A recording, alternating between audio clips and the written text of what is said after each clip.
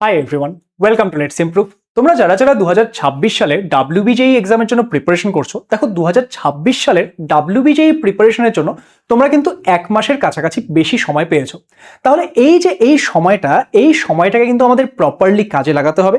এবং যদি আমরা এই মুহূর্তে দাঁড়িয়ে দেখি, আমাদের ডাব্লিউবিজেই 2026-এর পরীক্ষা আসতে এখনো কিন্তু আমাদের 2 মাসের থেকে একটু বেশি, বা যারা পরে ভিডিওটি দেখছো তাদের জন্য 2 মাসের কাছাকাছি সময় বাকি।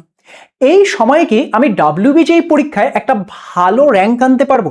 আমি কি একটা ভালো গভর্নমেন্ট কলেজে নিজের জন্য সিট কনফার্ম করতে পারবো?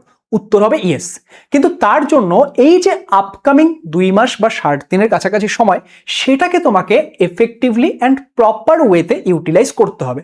ম্যাক্সিমাম স্টুডেন্ট এটাই বোঝে না যে কোনটা পড়বে, কোনটা ছাড়বে, কিভাবে প্রিপারেশন করতে হবে, কোনটা তার জন্য প্রয়োজনীয়, কোনটা তার জন্য প্রয়োজনীয় নয়।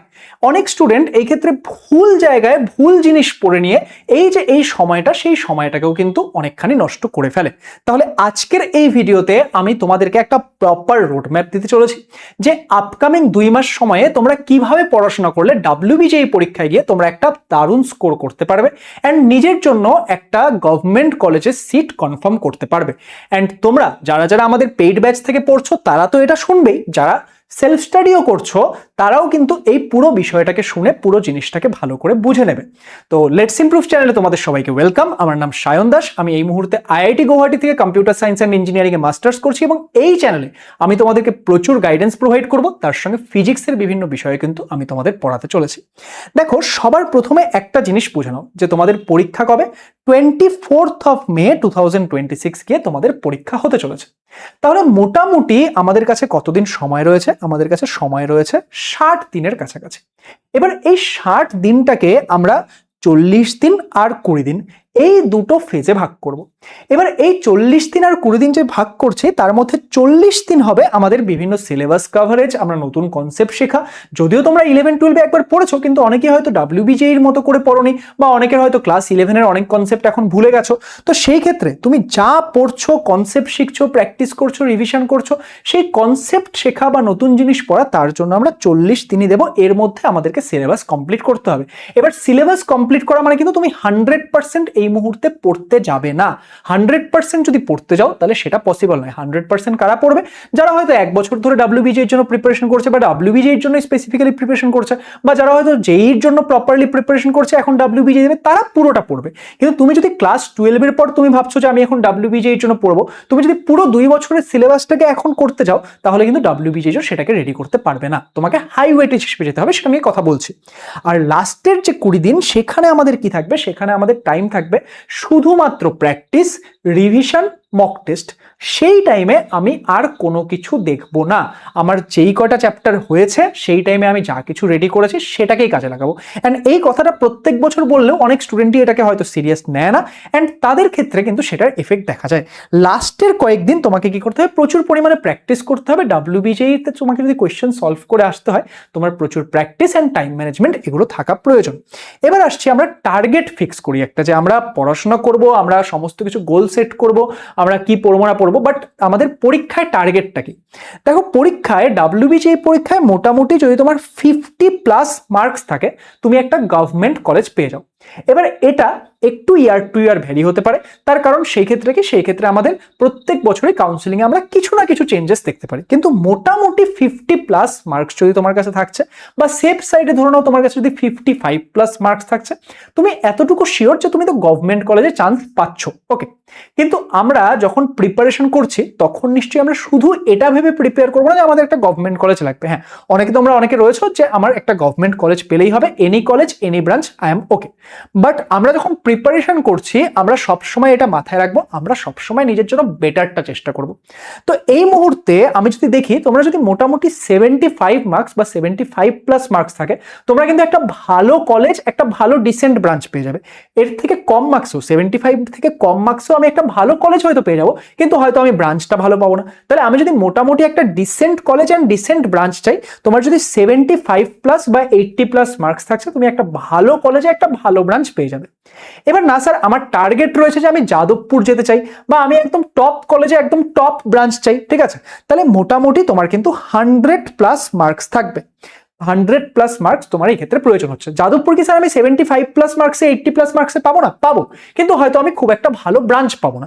তো এবার তোমার কোন কলেজে কত কি কাট অফ চায়, তোমার কোন কলেজে কোন ব্রাঞ্চে কত কি কাট অফ লাগে, এগুলো সংক্রান্ত যদি তোমরা ভিডিও জানতে চাও, তোমরা যদি এগুলো জানতে চাও কমেন্ট করে জানাবে, আমি তাহলে তোমাদের জন্য একটা আলাদা ভিডিও তৈরি করব। কিন্তু মোটামুটি আমি যদি 75+ মার্কসে থাকছি, আমি একটা ডিসেন্ট কলেজ, একটা ভালো ব্রাঞ্চ পেয়ে যাবো। অ্যান্ড এই ক্ষেত্রে আমার যদি 100+ মার্কস থাকছে, আমি একদম টপ দিকের কলেজগুলো, টপ দিকের কলেজের টপ ব্রাঞ্চ কিন্তু আমি পাওয়ার চান্স রাখবো। অ্যান্ড যাদবপুরেও আমি একটা মোটামুটি ভালো ব্রাঞ্চ পেয়ে যাব। তাহলে এই ক্ষেত্রে আমাদের টার্গেট কি করা উচিত? এবার দেখো, যে এই মুহূর্তে একদম জিরোতে বসে আছে, সে 2 মাসের মধ্যে গিয়ে কি 100+ স্কোর করতে পারবে? উত্তর হবে যে ম্যাক্সিমাম স্টুডেন্টের ক্ষেত্রে সেটা পসিবল নয়, কিছু স্টুডেন্ট সেটা করে নিতে পারবে। কিন্তু আমি আজকে যখন ভিডিওটা বানাচ্ছি, তোমরা ম্যাক্সিমাম স্টুডেন্টের ক্ষেত্রে সেটা একটু ডিফিকাল্ট। তাহলে সেই ক্ষেত্রে সেটা করতে গিয়ে আমি যদি বরঞ্চ আমার প্রিপারেশনটাকে অত বেটার না করতে পারি, তার ক্ষেত্রে কি, তার ক্ষেত্রে আমি টার্গেট করে চলবো যে আমি মোটামুটি 75+ বা 80 মার্কসের কাছাকাছি আমরা প্রিপেয়ার করবো। যারা এই মুহূর্তে খুব একটা ভালো পজিশনে নেই, যে মোটামুটি একদম প্রিপারেশন আছে, তারা কিন্তু অ্যাটলিস্ট 75 মার্কস টার্গেট করে চলবে। যারা একটু ভালো সিচুয়েশনে রয়েছে, তোমরা জানো যে তোমাদের কনসেপ্ট ক্লিয়ার রয়েছে বা বেশ কিছু জিনিস তোমাদের অলরেডি প্র্যাকটিস করা হয়ে গেছে, প্র্যাকটিস করা আছে, তারা এই ক্ষেত্রে 100+ মার্কস টার্গেট করে চলবে। ওকে, এবার তার ফলে কি হবে, আমরা একটা ডিসেন্ট কলেজ, একটা ডিসেন্ট ব্রাঞ্চ, এগুলো কিন্তু আমরা পেয়ে যাব।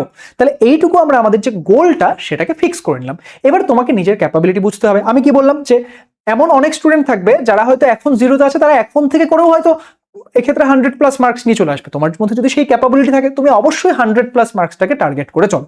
তাহলে এবার এতখানি আমাদের যখন ক্লিয়ার, আমরা যখন টার্গেট ডিসাইড করে নিয়েছি, দেখো আজকের ভিডিওটা একটু লেন্দি হতে পারে, বাট ভেরি ইনফরমেটিভ হতে চলেছে। তার কারণ প্রচুর বছর ধরে WBJER জন্য পড়াচ্ছি, তোমাদেরকে যেই গাইডেন্সটা দেবো সেটা এখানে তোমরা একদম প্রপার গাইডেন্স পাবে। আর আমরা যখন ইউটিউবে ক্লাস হচ্ছে, তোমরা আমাদের ইউটিউব ক্লাসেও দেখছো, সেখান থেকেও তোমরা একদম প্রপার জিনিস জানতে চলেছো।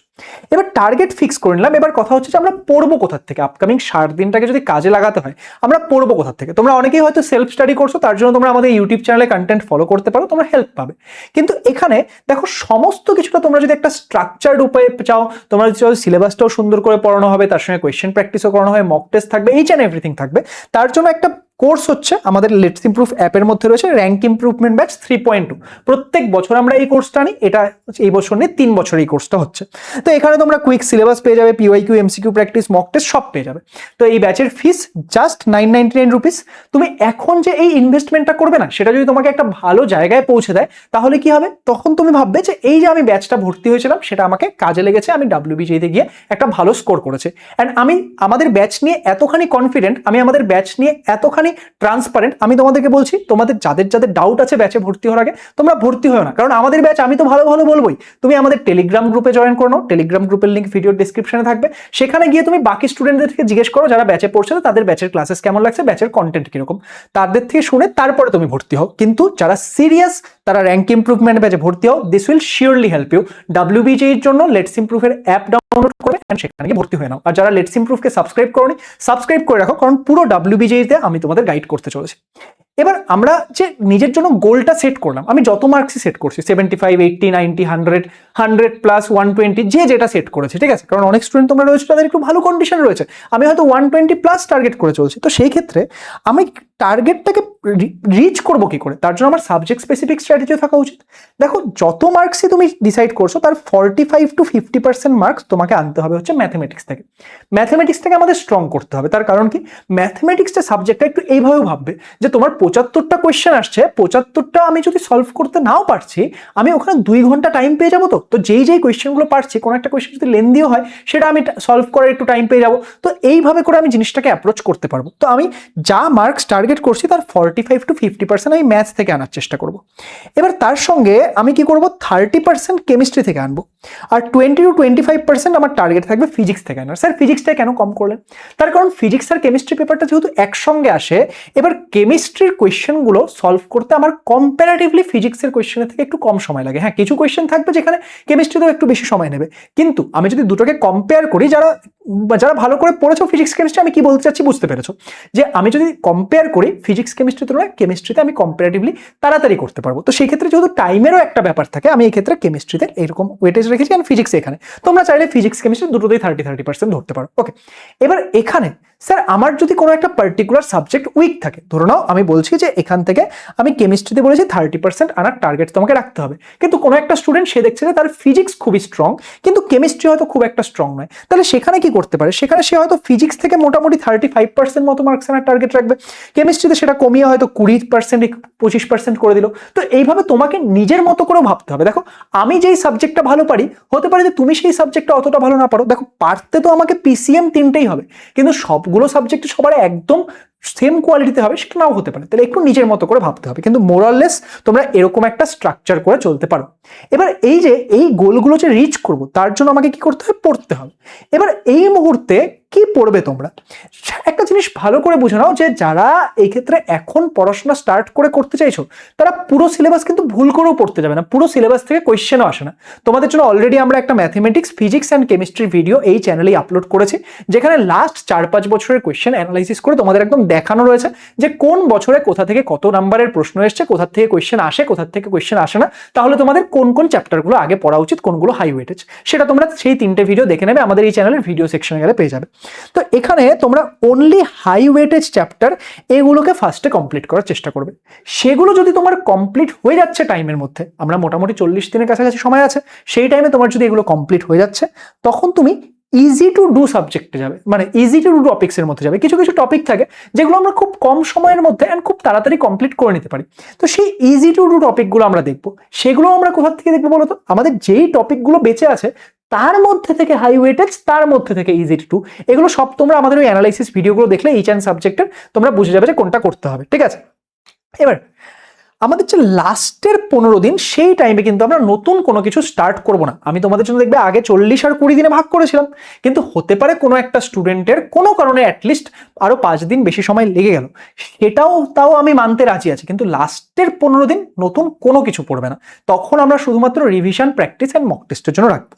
এবার এইটুকু করে নিলে এবার কোনো একটা জিনিসকে আমরা পড়ছি কি করে, দেখো আমি এখানে লিখেছি রিভাইজ কনসেপ্ট। কেন লিখেছি, তার কারণ তোমরা এমন কেউ নেই যে কোনো একটা জিনিস একদম নতুন পড়বে। ক্লাস 11-12 তুমি প্রত্যেকটা চ্যাপ্টারই একবার না একবার হলেও পড়েছো, হয়তো ভুলে গেছো বা পুরোপুরি ক্লিয়ার নেই, তো সেই জায়গাগুলো তোমাকে রিভাইজ করতে হবে। অ্যান্ড বাই দ্য ওয়ে তোমাদের এই হাই ওয়েটের যে জায়গাগুলো সেগুলো কিন্তু আমরা আমাদের র্যাঙ্ক ইমপ্রুভমেন্ট ব্যাচে সবার আগে টার্গেট করছি, তোমরা ক্লাসের কন্টেন্ট দেখে বুঝে যাবে সেখানে কিভাবে পড়ানো হচ্ছে।